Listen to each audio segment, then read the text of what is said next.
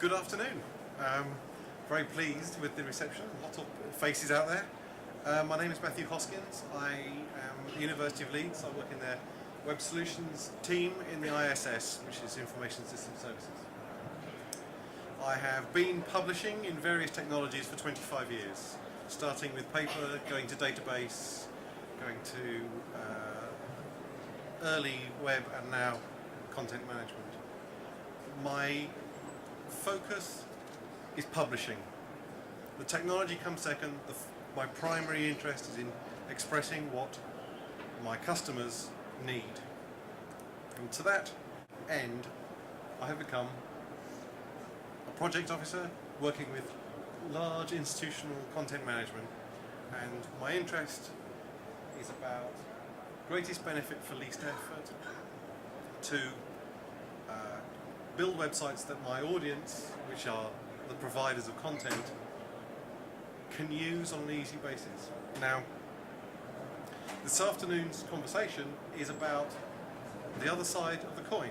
And the primary side of the coin, and most people's take on content management, is the large corporate site, the large divisional sites where you have large quantities of content, people with money to support, staff to support.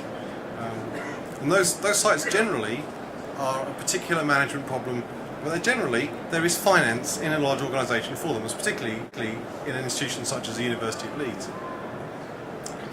So these sites, in some respects, manage themselves.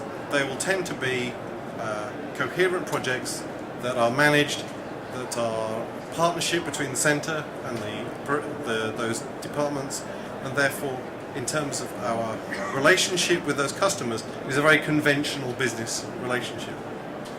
Now, institutional web content management is about stability. It's about providing a platform which people can launch their communications, that creates a consistent experience for readers and authors, and in fact editors as well.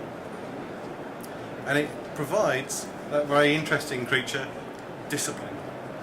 And that starts taking me out of this comfort zone. For most content management, this is what you're about.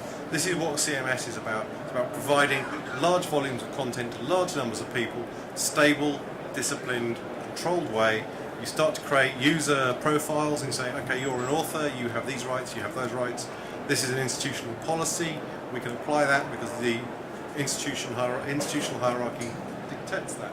But you come out of that when you start moving away from the centre. And this is the heart of what I want to talk about this afternoon.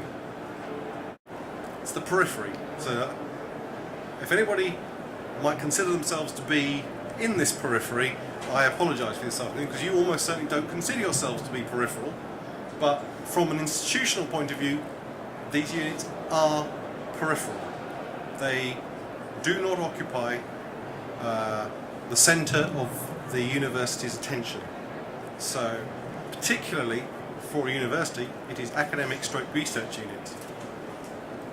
And these units have particular issues. They're self-funding. So often they're not funded out of a core fund, they're funded by various arrangements, grants, sponsorship, all sorts of arrangements that mean that they have a semi-independence from the university.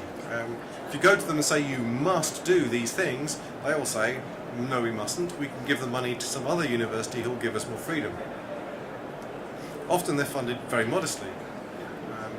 They may well be supported at a very, very low level because they arise naturally out of the interests of our staff and are therefore, barely official. The other one is they're conditional or short-lived. Conditional means that they belong to a semi-independent organisation, an institute, a joint working project between institutions where Leeds might just happen to be the location where they're based, or they're short-lived, 6 months funded, 3 months funded.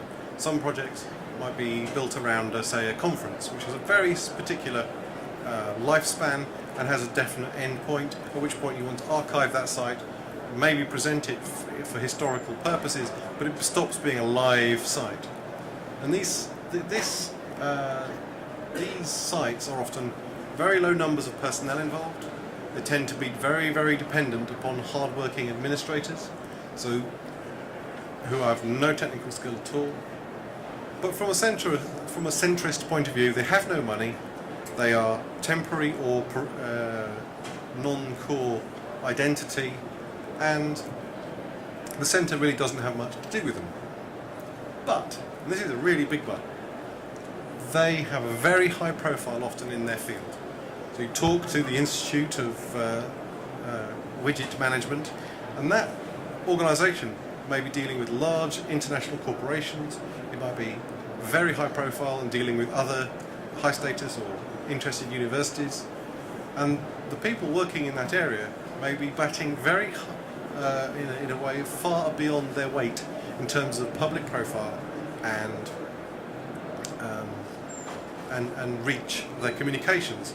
But as I previously said, no funding, interesting authority routes, ownership is an interesting problem, and these projects, despite from an institutional point of view being peripheral, I believe, and my team I work with believe, are actually quite important, because taken as a whole, they represent a huge bandwidth of communications within the institution I work for, and I believe this is true across many organisations as well.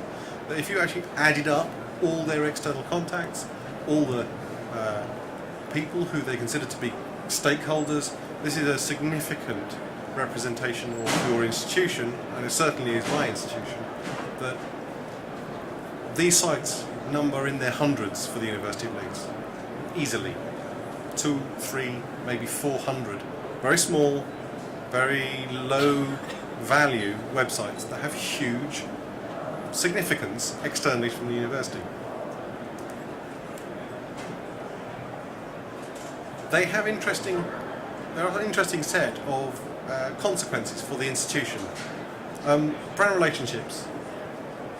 The last thing some of them are allowed to do by the nature of their funding and their relationships is have the University of Leeds on the front of their banner, which is in conflict with our core brand management, which says every site that has University of Leeds as its home should be branded University of Leeds. They say we've got money from this group, we fall outside that, we're not interested. They also are very small, 4 people, 4 academics plus an administrator. They have very little money, they can't afford any IT staff, so that's another reason where they're difficult to satisfy in their requirements. But on the other hand, the centre is starting to establish web standards. We are wanting to enforce accessibility, we want to enforce better writing, we want to enforce better standards of communications at all sorts of levels, both writing and technical standards. We're also starting to realise that, and I think other institutions are too, that there are local servers running under people's desks that we need to bring into the fold, to own as an institution, make secure, provide a better solution, make them supported in the proper way, backed up. We have been phoned up by people saying our site has died, we have lost all our content, the hard drive on the box it's running on is dead, can you do a restore for us? And we said, well, where's the server? They said, well, it was under my desk.